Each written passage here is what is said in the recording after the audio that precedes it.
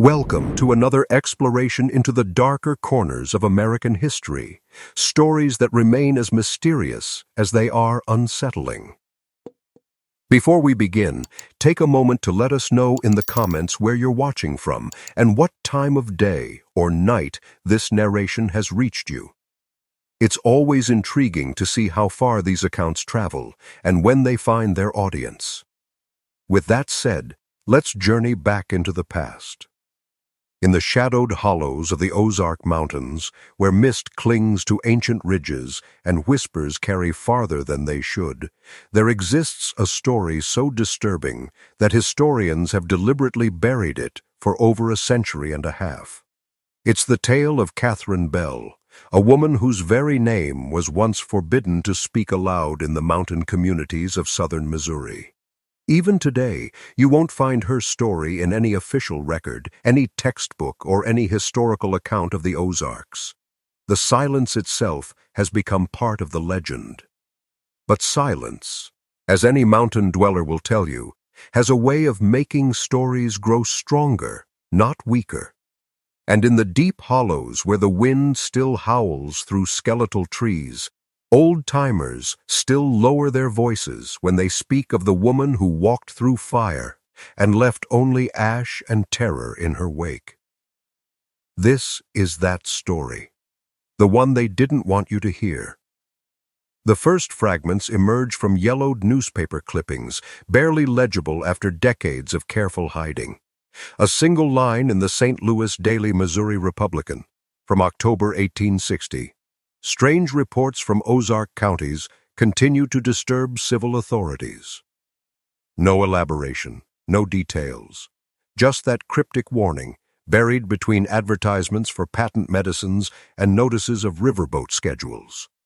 But dig deeper into the forgotten archives of small-town newspapers, into the personal journals of traveling preachers and the carefully guarded or all histories of mountain families, and a different picture begins to emerge. A picture of a woman who defied every convention of her time, whose very existence seemed to challenge the natural order of things. A woman whose story was so unsettling that an entire region agreed, without ever speaking of it directly, that some truths were too dangerous to preserve.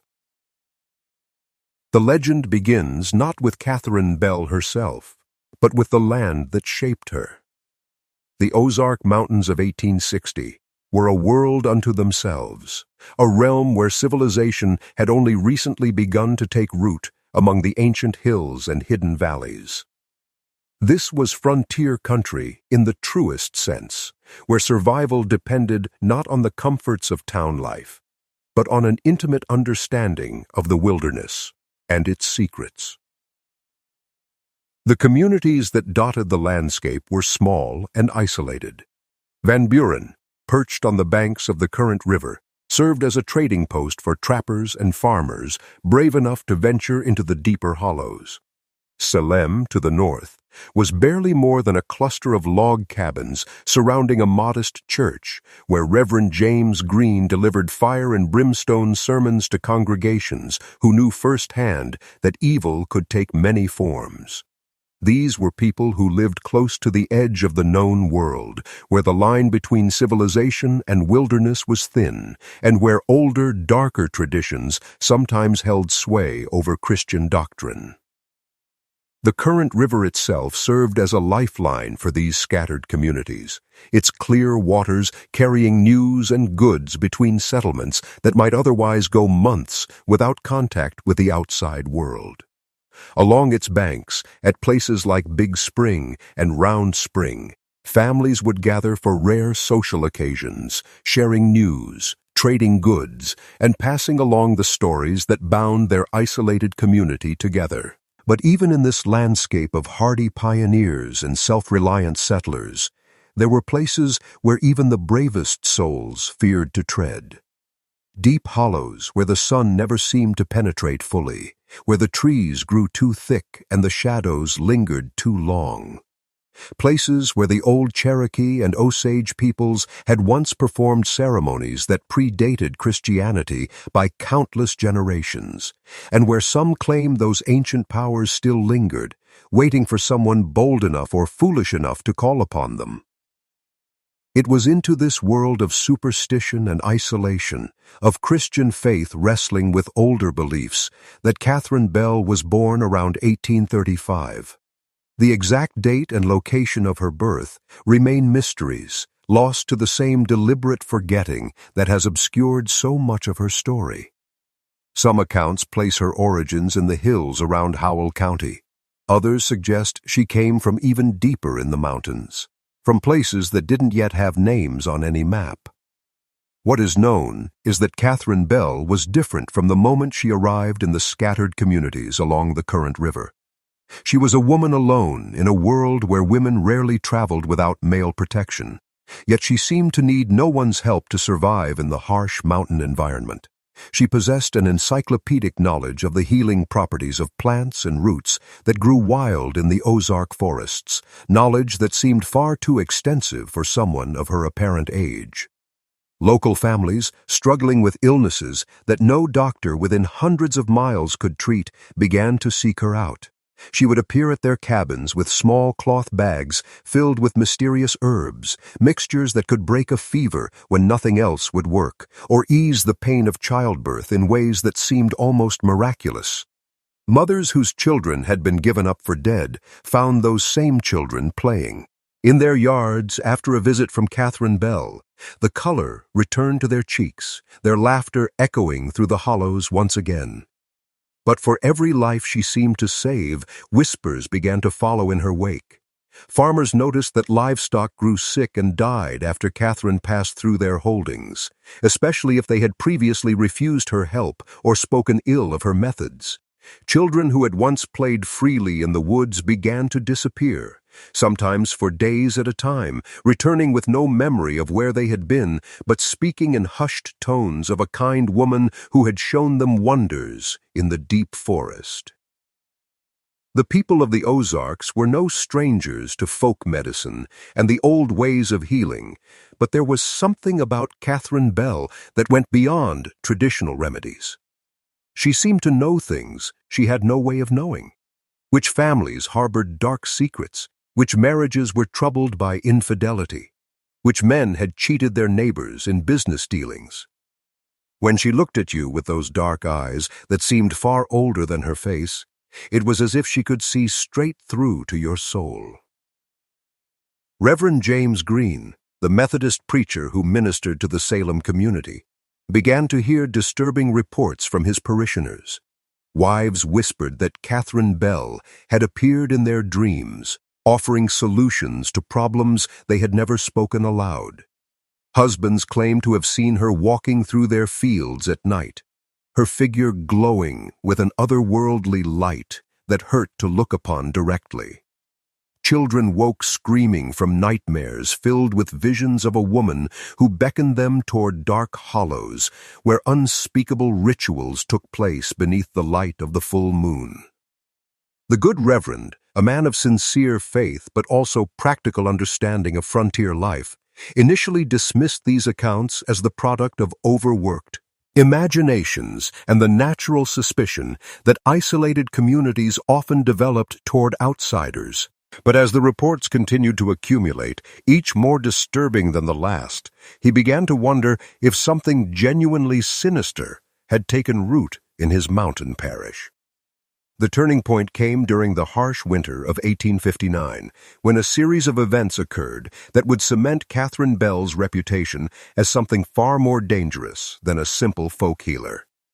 The winter had been particularly brutal, with snow blocking the mountain passes for weeks at a time, and temperatures dropping so low that even the hardiest mountain dwellers struggled to keep their families fed and warm. It was during this desperate time that the Whitmore family, living in an isolated cabin near what would later be called Red Hollow, found themselves in dire straits. Their youngest child, a girl of perhaps 6 years, had fallen ill with a fever that refused to break despite every remedy her mother could devise. As the days passed and the child grew weaker, Martha Whitmore made the decision that would haunt her for the rest of her days. She sent her eldest son through the treacherous snow to find Catherine Bell and beg for her help.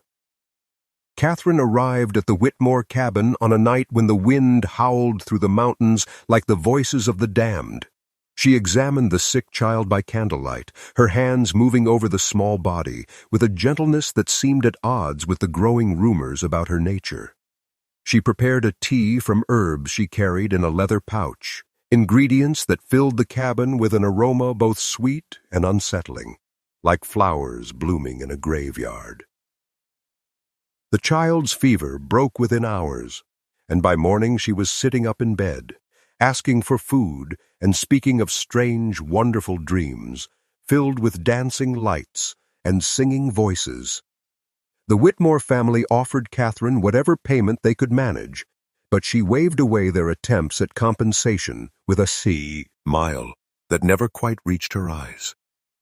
"There will come a time when I'll have need of a favor," she told them as she prepared to leave. "When that time comes, you'll know what to do." The family thought little of these cryptic words in their relief at their daughter's recovery. It wasn't until 3 months later that they would understand the true price of Catherine Bell's intervention. Spring came early that year, melting the snows and revealing the damage that winter had done to the mountain communities. Several families had not survived the harsh months, their cabins standing empty and silent as monuments to the unforgiving nature of frontier life. But among the survivors, a strange phenomenon began to manifest itself. Those who had sought Catherine Bell's help during the winter found themselves compelled to seek her out again, not for healing this time, but for reasons they couldn't quite articulate. They would wake in the middle of the night with an overwhelming urge to walk into the forest, following paths that seemed to glow faintly in the moonlight, leading them deeper into the mountains than they had ever ventured before. James Whitmore, the father who had sent his son to fetch Catherine during his daughter's illness, was among those who found themselves drawn into these midnight wanderings. He would later describe, in a journal that was discovered only after his death, the gathering place these nocturnal journeys led to, a natural amphitheater deep in Red Hollow, where Catherine Bell held court surrounded by dozens of mountain folk who seemed to move and speak as if in a trance. According to Whitmore's increasingly frantic journal entries, these gatherings involved rituals that bore no resemblance to any Christian ceremony he had ever witnessed. Catherine would stand at the center of a circle carved into the living rock, chanting in languages that predated European settlement of the region. The participants would dance around her, their movements becoming increasingly wild as the night progressed, until they collapsed in exhaustion just before dawn. But most disturbing of all were Whitmore's claims about what happened to those who attended these gatherings. They began to change, he wrote, not just in behavior, but in fundamental ways that defied explanation. They grew stronger and healthier, but also crueler and more calculating. They seemed to know things they had no way of knowing, to possess abilities that had no place in the natural world. And they began to recruit others. The Whitmore family's youngest daughter, the child whose fever Catherine had broken during that terrible winter, began to display an unsettling knowledge of herbs and remedies that she claimed Catherine had taught her in dreams. She would disappear for hours at a time, returning with flowers that didn't grow anywhere in the surrounding mountains, flowers that seemed to glow with their own inner light and never wilted, no matter how long they remained cut from their roots. Martha Whitmore, terrified by the changes she saw in her daughter, sought counsel from Reverend Green. But when she arrived at the Salem church, she found that she could not speak of what she had witnessed. The words simply would not come, as if some invisible force prevented her from giving voice to the truth. Instead, she found herself telling the Reverend that everything was fine, that her family was blessed with good health and good fortune. It was only through her husband's hidden journal, discovered years later, that the full scope of Catherine Bell's influence began to be understood, and by then, it was far too late to stop what had been set in motion. The summer of 1860 brought reports from across the Ozark region that seemed to confirm the worst fears of those few who understood what was happening. Families who had once been known for their Christian devotion began to withdraw from their communities, avoiding church services and social gatherings. Children who had played together for years suddenly seemed to share secrets that their parents couldn't penetrate, whispering in languages that sounded ancient and forbidding. Crops that had always struggled in the Rocky Mountain soil began to flourish in ways that defied explanation, but only on the land belonging to families who had had contact with Catherine Bell. Their livestock grew fat and healthy, while their neighbors' animals sickened and died. Their wells never ran dry, even during the worst droughts, while other families found themselves digging deeper and deeper into the earth in search of water. But perhaps most disturbing of all were the reports of travelers who had gone missing along the mountain roads, only to be found days later with no memory of where they had been or what had happened to them. They would speak of a beautiful woman who had offered them shelter from storms, fed them meals that tasted like nothing they had ever experienced, and shown them wonders that they could not quite remember, but that haunted their dreams. Reverend Green, increasingly alarmed by the changes he observed in his congregation, began to investigate the rumors more actively. He traveled to other communities throughout the region, speaking with fellow ministers and community leaders, trying to piece together a pattern from the scattered reports of strange occurrences. What he discovered filled him with a dread that he struggled to comprehend. The stories were remarkably consistent across hundreds of miles of mountain territory. A woman who appeared to be in her 20s but possessed knowledge that seemed to span centuries. A healer whose remedies worked in ways that defied medical understanding. A figure who seemed to be gathering followers through methods that bore more resemblance to witchcraft than anything Reverend Green recognized as legitimate spiritual practice. But when he attempted to organize a response to what he increasingly viewed as a genuine threat to the spiritual welfare of his community, he encountered resistance from the most unexpected source: his own congregation. Those families who had been touched by Catherine Bell's influence seemed unable or unwilling to speak against her, even when pressed directly about the changes that others could clearly observe in their behavior. It was as if she had woven some kind of spell over them, one that prevented them from betraying her secrets, even when their own souls might be at stake. And as summer gave way to autumn, Reverend Green began to realize that the corruption was spreading faster than he had initially understood. The crisis came to a head on a night in October when the first hard frost of the season silvered the mountain peaks and sent a chill through the hollows that seemed to penetrate deeper than mere cold. James Whitmore, the man whose journal would later provide the most detailed account of Catherine Bell's activities, made a decision that would seal not only his own fate, but the fate of everyone who had fallen under her influence. Unable to bear what his family had become, unable to watch his youngest daughter transform into something that wore his child's face, but possessed eyes that held knowledge no child should ever possess, he gathered together a group of men who had somehow remained free of Catherine Bell's influence.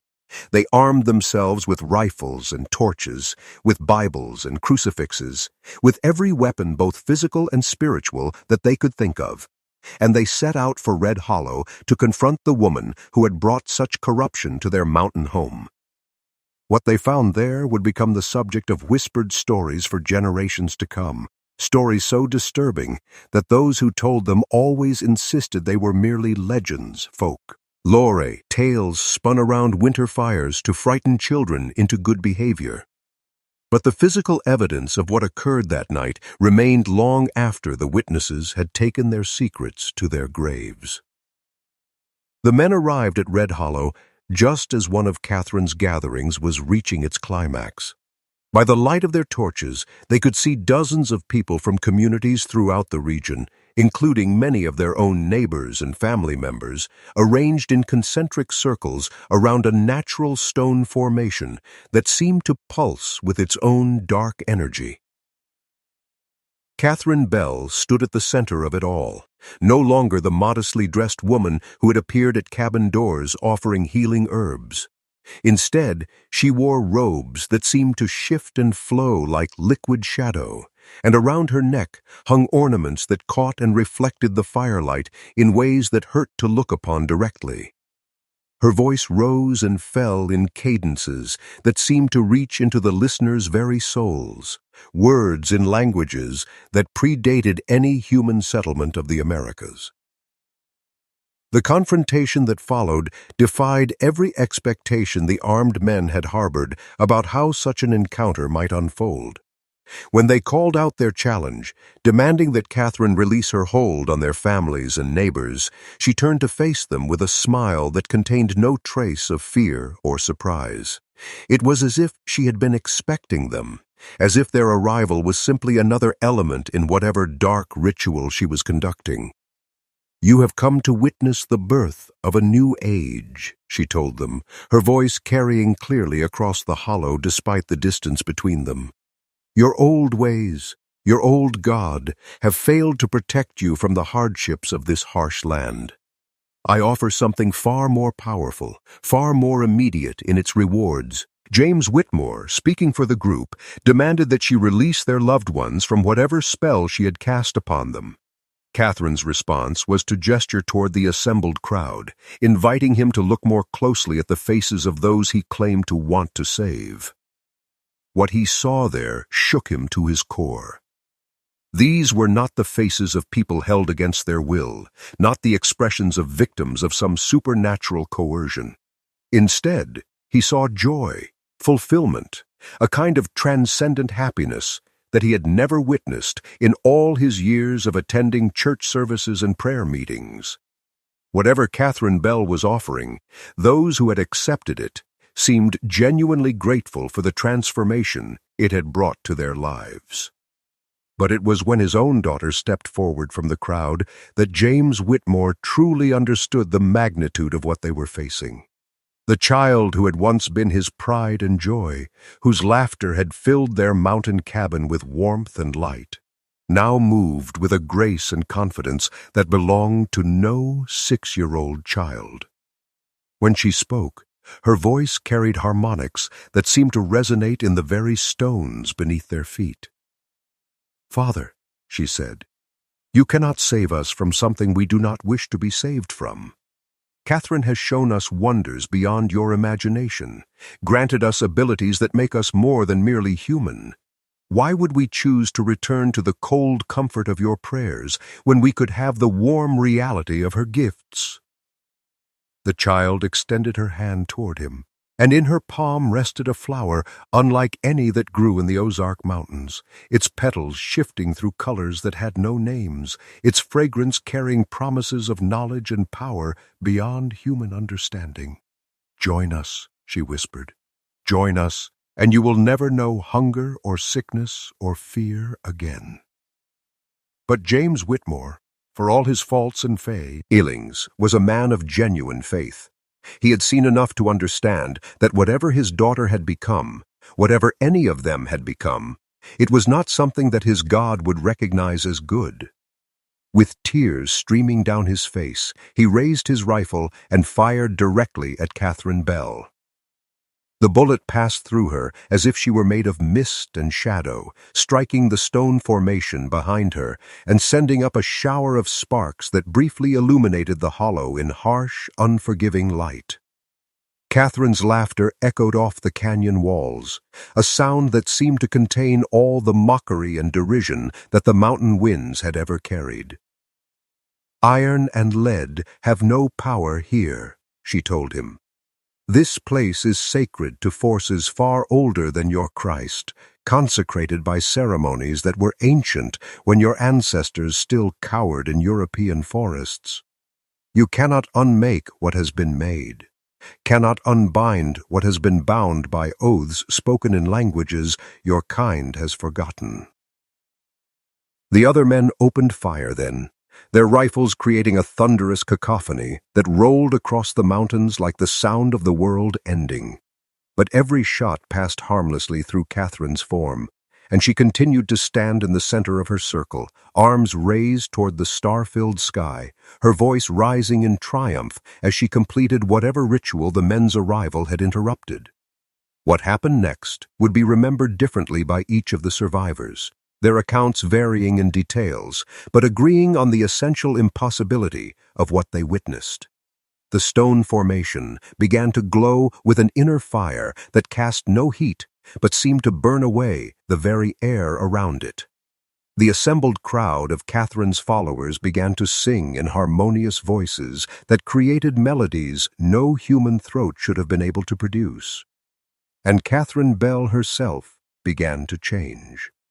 Her form became translucent, then brilliant, then something that existed more as pure energy than as physical matter.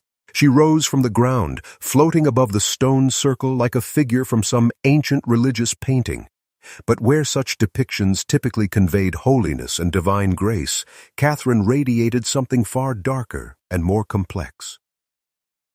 The men who had come to confront her found themselves unable to move, their bodies frozen in place by forces they could neither understand nor resist. They could only watch as Catherine completed her transformation, becoming something that was no longer quite human, no longer bound by the limitations that governed mortal existence. When she spoke again, her voice seemed to come from everywhere and nowhere, echoing inside their skulls as much as in their ears.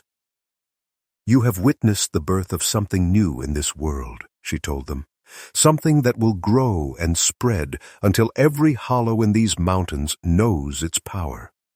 Your old ways are ending, whether you accept it willingly or not."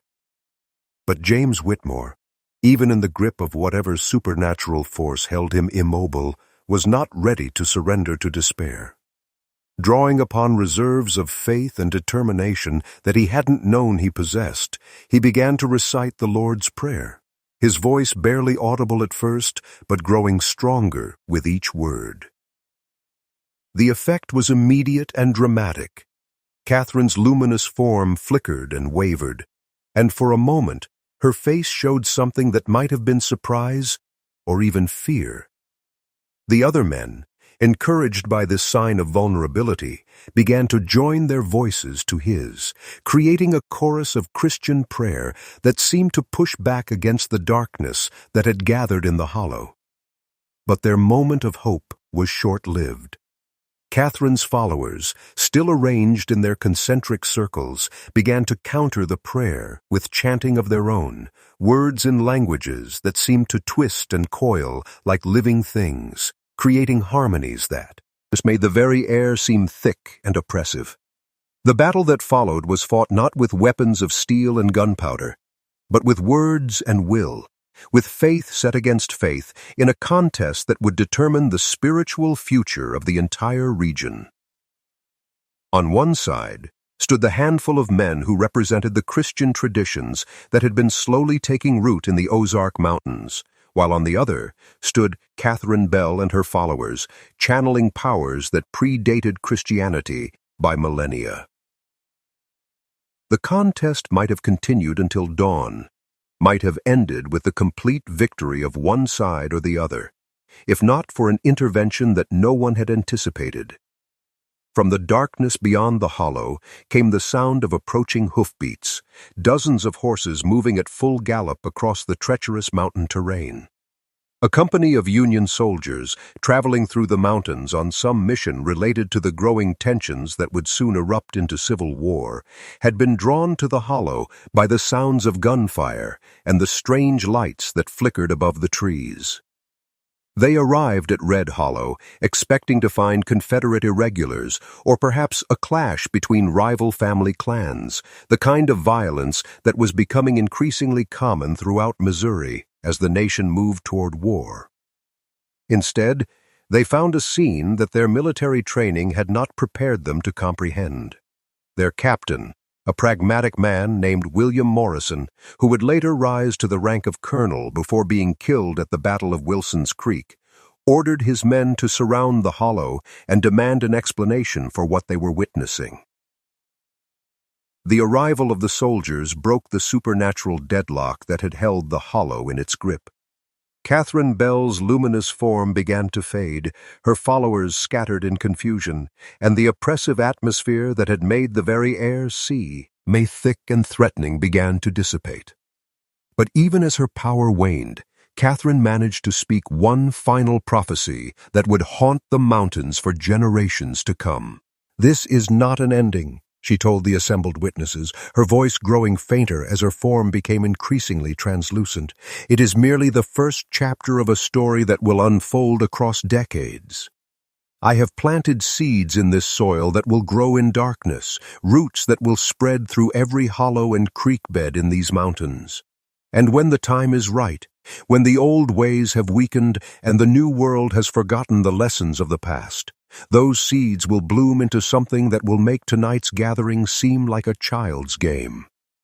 With those words, Catherine Bell vanished entirely, leaving behind only the echo of her voice and the lingering scent of flowers that bloomed in graveyards. Her followers, suddenly freed from whatever influence had held them in thrall, scattered into the darkness like startled deer, most of them having no clear memory of how they had come to be in the hollow or what they had been doing there. The soldiers, practical men faced with a situation that defied practical explanation, chose to treat the entire incident as a case of mass hysteria brought on by the tensions of the approaching war. Captain Morrison filed a report that mentioned civilian disturbances of a religious nature, but provided no details about the supernatural elements that his men had witnessed. But the silence that followed Catherine Bell's disappearance was not the silence of an ended threat. It was the silence of something that had gone underground, something that would grow and spread in the darkness, hidden from the eyes of those who might seek to stop it. And in the years that followed, as the Civil War tore the nation apart and the Ozark Mountains became a battleground between Union and Confederate forces, that silence would be broken by incidents that suggested Catherine Bell's influence had not ended with her disappearance from Red Hollow. The immediate aftermath of that October night was marked by a desperate attempt on the part of community leaders to pretend that nothing significant had occurred. Reverend Green, shaken to his core by what he had witnessed, but recognizing the need to maintain some semblance of normal life, chose not to include any mention of the supernatural elements in his official reports to the Methodist hierarchy.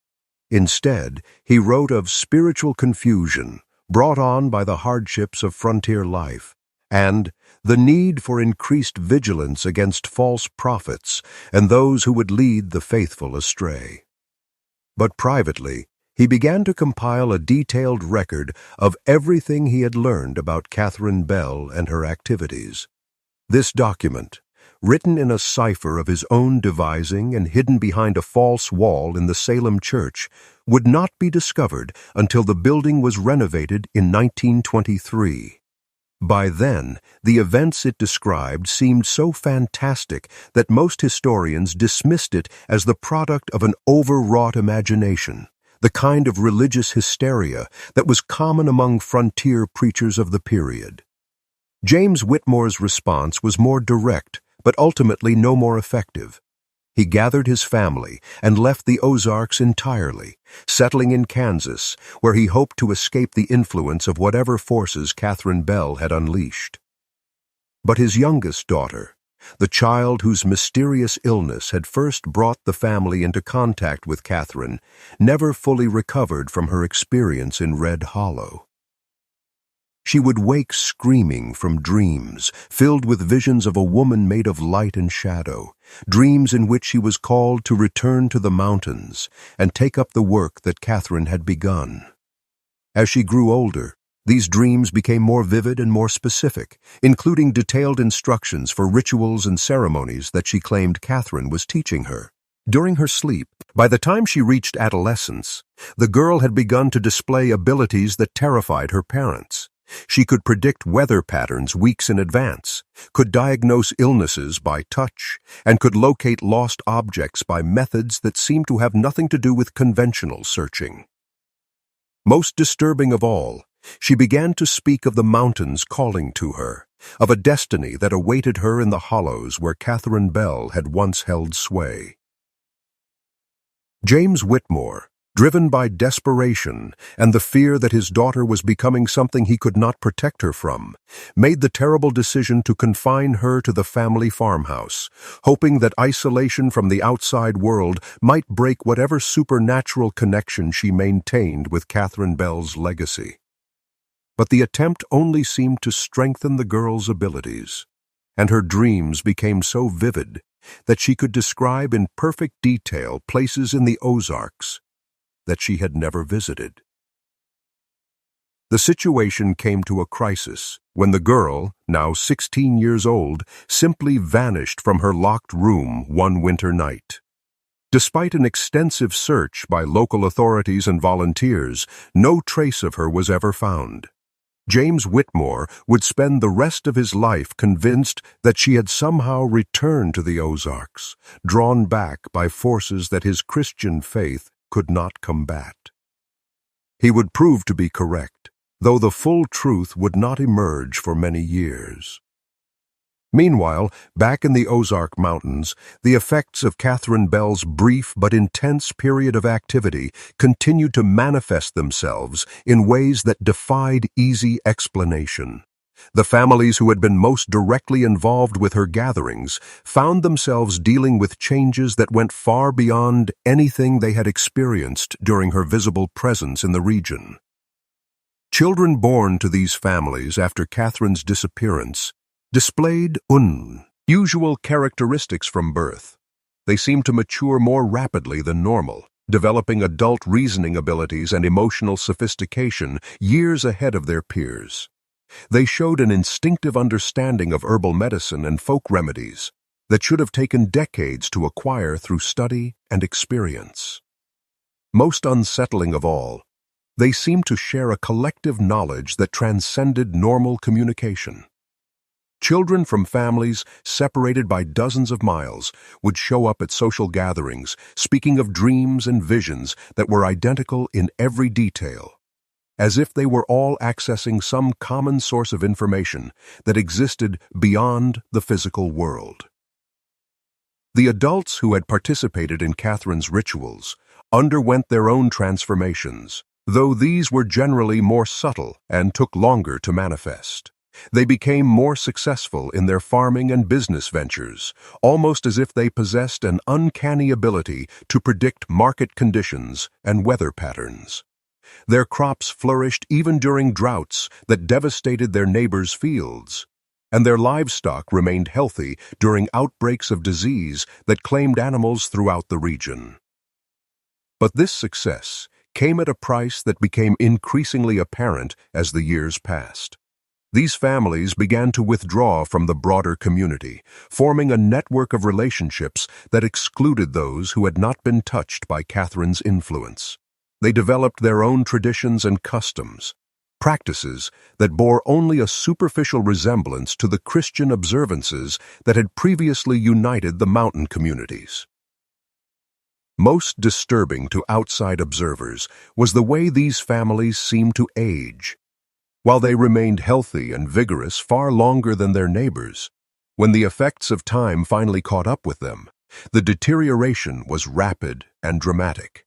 They would go from apparent good health to death within a matter of days, and their final moments were often marked by delirium, in which they spoke of visions that seemed to terrify and exhilarate them simultaneously. Reverend Green, continuing his careful documentation of these phenomena, began to suspect that Catherine Bell's influence had created something like a separate species within the human population of the Ozarks. These people looked human, spoke like humans, and could interbreed with normal humans, but they possessed capabilities and knowledge that set them apart from ordinary humanity. His suspicions were confirmed when he began to trace the genealogies of the affected families. Without exception, the children who displayed the most dramatic abilities were those whose bloodlines could be traced back to the families that had been most deeply involved with Catherine's gatherings. It was as if she had somehow altered them at a fundamental level, changes that could be passed down through generations like any other inherited trait. But perhaps most alarming was Reverend Green's growing realization that these changes were not random or accidental. They followed patterns that suggested deliberate design, as if Catherine Bell had been working towards some specific goal that required the creation of a new kind of human being, one better adapted to survive and thrive in the harsh environment of the Ozark Mountains. The implications of this discovery were staggering. If Catherine had indeed possessed the ability to alter human nature itself, to create inheritable changes that enhanced survival capabilities, then her disappearance from Red Hollow had not ended her influence, but had simply allowed it to spread through natural reproduction, rather than supernatural conversion. And if her prophecy about seeds planted in the mountain soil was accurate, then the children and grandchildren of her followers would eventually become numerous enough to dominate the entire region, replacing the normal human population with something that bore her mark and served her purposes. The Civil War brought temporary disruption to these long-term patterns, as young men from throughout the Ozarks marched off to fight for both Union and Confederate causes. But even during this period of chaos and violence, observers noted unusual patterns among the soldiers who came from families that had been touched by Catherine Bell's influence. These men seemed to possess an almost supernatural ability to survive conditions that killed their comrades. They could navigate the treacherous mountain terrain in complete darkness, could find food and water in seemingly barren landscapes, and could predict ambushes and attacks with uncanny accuracy. Their survival rates were so much higher than average that officers began to specifically request their services for the most dangerous missions. But their success came at a cost that became apparent only after the war ended and the surviving soldiers returned to their mountain homes. Many of them brought back stories of visions they had experienced during the worst moments of battle. Visions of a woman made of light and shadow who had appeared to them in moments of mortal danger and shown them how to survive. These visions were remarkably consistent across dozens of different accounts. The woman would appear just as bullets were flying or shells were exploding, would point toward safety, or whisper tactical advice that proved to be exactly correct. She never spoke directly of her identity, but the mountain soldiers who had grown up hearing whispered stories about Catherine Bell had no doubt about who their supernatural protector was. More disturbing were the accounts of what these soldiers had been asked to do in exchange for her protection. They spoke of being called to perform rituals during the darkest nights of their military service, ceremonies that involved objects and symbols they had been instructed to collect from battlefields where thousands had died. They described being taught words in languages they had never heard before, words that seemed to have power over life and death themselves. When pressed for details about these rituals, the veterans would often become evasive or claim that their memories of the events were unclear. But enough information emerged to create a picture of systematic supernatural activity that had used the chaos of war as cover for purposes that remained unclear but were undoubtedly significant. Reverend Green, now an old man whose health had been broken by years of worry and investigation, began to suspect that the Civil War had provided Catherine Bell with exactly the kind of massive spiritual disruption she needed to advance whatever plan she had been implementing since her disappearance from Red Hollow. The deaths of hundreds of thousands of soldiers, the displacement of entire populations, the breakdown of social and religious institutions, all of this created ideal conditions for supernatural forces to operate without detection or interference. His suspicions seemed to be confirmed by reports that began to filter back from other regions where soldiers from the Ozarks had served. Communities in Arkansas, Tennessee, and Kentucky began to report strange phenomena that bore striking similarities to what had occurred in Missouri during Catherine's period of visible activity. Healers appeared who possessed impossible knowledge of herbal remedies. Children were born with abilities that defied explanation, and families began to withdraw from their communities to practice traditions that bore no resemblance to any recognized form of Christianity. It appeared that Catherine Bell's influence was spreading far beyond the Ozark Mountains, carried by the very soldiers who had thought they were receiving her protection. Each veteran who returned to civilian life became a potential seed for the establishment of new communities that followed her teachings, communities that would be connected to the original source in the Missouri mountains, but would be too scattered and subtle to be easily detected by authorities. The full scope of this expansion would not become apparent for decades. But by the 1870s, reports were coming in from across the American South and West of communities that seemed to have developed their own unique blend of Christianity and older spiritual traditions. These communities were invariably more prosperous and healthier than their neighbors, but they were also more secretive and resistant to outside authority. When investigated by representatives of established churches or government officials, these communities would present themselves as conventional Christian settlements, with perhaps a slightly stronger emphasis on self-reliance and traditional ways of life.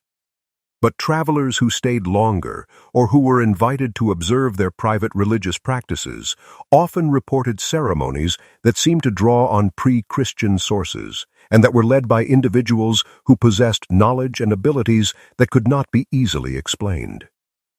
Most disturbing to those who understood the true nature of what was happening was the realization that these scattered communities maintained some form of communication with each other and with the original source in the Ozark Mountains.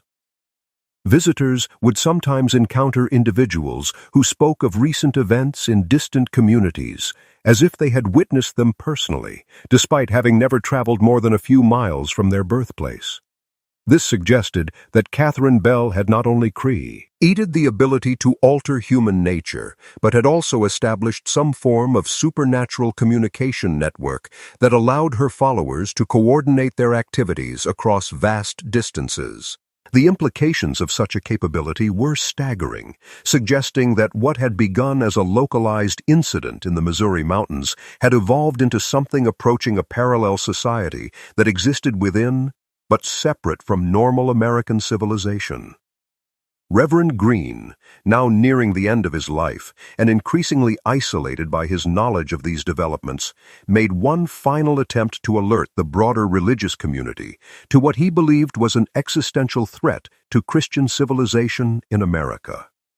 He compiled all of his research into a comprehensive report that detailed Catherine Bell's activities, the changes she had wrought in the people she had influenced, and the evidence for the continued expansion of her influence throughout the post-Civil War period. The response to his report was swift and decisive. Church authorities dismissed his claims as the product of an unbalanced mind broken by the stresses of frontier ministry. They ordered him to cease his investigations and to focus on conventional pastoral duties, warning that continued pursuit of what they termed supernatural fantasies would result in his removal from ministry entirely. Faced with official disbelief and the threat of losing his position, Reverend Green made the decision that would ensure his story survived, even as official channels rejected it. He began to encode his knowledge into the oral traditions of his congregation, presenting his discoveries as folklore and legend rather than as documented fact. He taught the children of his congregation songs and stories that contained detailed information about Catherine Bell and her activities, but presented in such a way that they seemed like traditional mountain ballads and folk tales. He shared these stories during church socials and community gatherings, ensuring that they would be passed down through generations, even as the Offi. Seal records were destroyed or suppressed. But most importantly, he trained a small group of trusted individuals to continue his work of observation and documentation. These were people who had proven themselves capable of accepting the reality of supernatural threats without being overwhelmed by fear or disbelief. He taught them his cipher, showed them how to recognize the signs of Catherine Bell's continued influence, and charged them with the responsibility of preserving this knowledge for future generations who might be better equipped to act upon it. When Reverend Green died in 1882, his official obituary described him as a faithful minister who had served the mountain communities with dedication and humility. There was no mention of his decades-long investigation into supernatural activity, no acknowledgement of the comprehensive records he had compiled, no recognition of the warning he had tried to deliver to the broader world. His hidden archives, concealed behind the false wall in the Salem church, would remain undiscovered for another 40 years. By the time they were finally found and partially decoded, the phenomena he had documented with such care had evolved far beyond anything he could have imagined, and the opportunities for effective intervention had long since passed. But even as official channels rejected and suppressed the truth about Catherine Bell, the oral traditions that Reverend Green had so carefully cultivated continued to preserve essential elements of her story. Mountain families passed down songs and stories that contained detailed information about her activities, information that was disguised as folklore, but that retained its accuracy across generations of retelling. These oral traditions served multiple purposes. They preserved crucial knowledge about supernatural threats that might someday resurface. They provided guidance for recognizing and potentially resisting such influences, and they maintained a cultural memory of events that official history had chosen to forget. But perhaps most importantly, they ensured that Catherine Bell's story would survive long enough to be properly understood by investigators who possessed better tools and broader perspectives than those available to Reverend Green and his contemporaries. The complete truth about her activities and their long-term consequences would eventually emerge, but it would take more than a century for the full picture to be assembled from the fragments that had been preserved by mountain storytellers and hidden archivists. As the 19th century drew to a close, the scattered communities that had been established by Catherine Bell's followers began to enter a new phase of their development. The children and grandchildren of the original participants in her rituals had grown to adulthood, and they possessed abilities and knowledge that far exceeded anything their ancestors had displayed. These new generations seemed to understand instinctively that their true nature needed to be concealed from the broader world, and they developed sophisticated methods for hiding their capabilities while still using them to achieve success in conventional society. They became teachers and doctors, merchants and politicians, ministers and community leaders, always careful to attribute their unusual insights and abilities to natural talent or hard work rather than to supernatural sources. But among themselves, they maintained the traditions that Catherine Bell had established, gathering in secret to perform rituals that strengthened their connections to each other and to the source of their power. These gatherings were far more subtle than the dramatic ceremonies that had taken place in Red Hollow during Catherine's visible presence, but they were no less significant in their effects. The participants reported visions during these ceremonies, visions in which Catherine Bell appeared to them not as the woman she had been during her time in the Ozarks, but as something far more powerful and transcendent. She had become, they claimed, a force of nature itself, a spirit that embodied the wild power of the American wilderness and offered that power to those who were willing to abandon the constraints of conventional civilization. These visions provided guidance for the ongoing development of the communities, instructions for new rituals and practices that would enhance their capabilities and expand their influence. Most importantly, they contained prophecies about a time when concealment would no longer be necessary, when Catherine Bell's followers would be numerous and powerful enough to openly challenge the dominance of conventional society. According to these prophecies, that time was still generations in the future, but the groundwork was being laid through careful breeding programs that ensured Catherine's genetic alterations would be preserved and strengthened, through the establishment of financial and political networks that would provide resources and protection when they were needed, and through the gradual infiltration of key institutions that would allow them to influence events from within the established power structure. The ultimate goal, as revealed in these visions, was nothing less than the complete transformation of American society, the replacement of Christian civilization with something older and more in harmony with the natural forces that Catherine Bell represented. This transformation would not be achieved through violent revolution, but through the gradual process of genetic and cultural evolution that she had initiated during her time in the Ozark Mountains.